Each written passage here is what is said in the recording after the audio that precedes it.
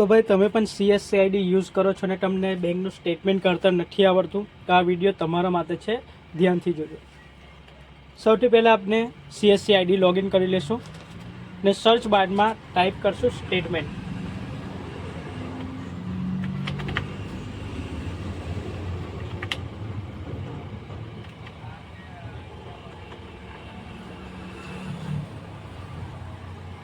Login કરશું, capture code enter કરશું, sign in પર ક્લિક કરશું. રાઈટ સાઈડમાં પહેલું કોલમ છે રિક્વેસ્ટ સ્ટેટમેન્ટ, એના પર ક્લિક કરશું. હવે જે તમારા બેંકમાં જે મોબાઈલ નંબર આપેલો છે એ અહીંયા એન્ટર કરશું. પાન કાર્ડ નંબર લખશું.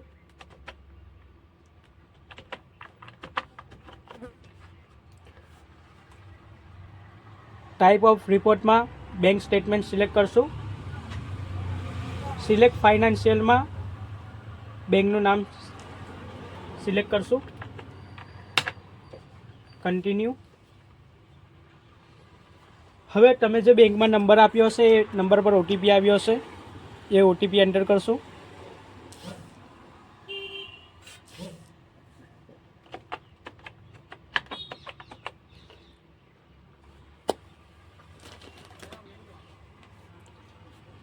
તમારા બેંકમાં જે એકાઉન્ટ લિંક હશે એનો અહીંયા એકાઉન્ટ નંબર બતાવશે, લાસ્ટ 4 ડિજિટ.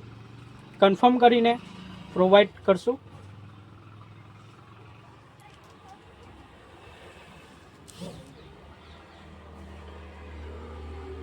આટલું કર્યા બાદ અહીંયા હોમ પેજ પર રિફ્રેશ કરશું. એકવાર રિફ્રેશ કરશું એટલે અહીંયા તમારું બતાવી દેશે એકાઉન્ટ.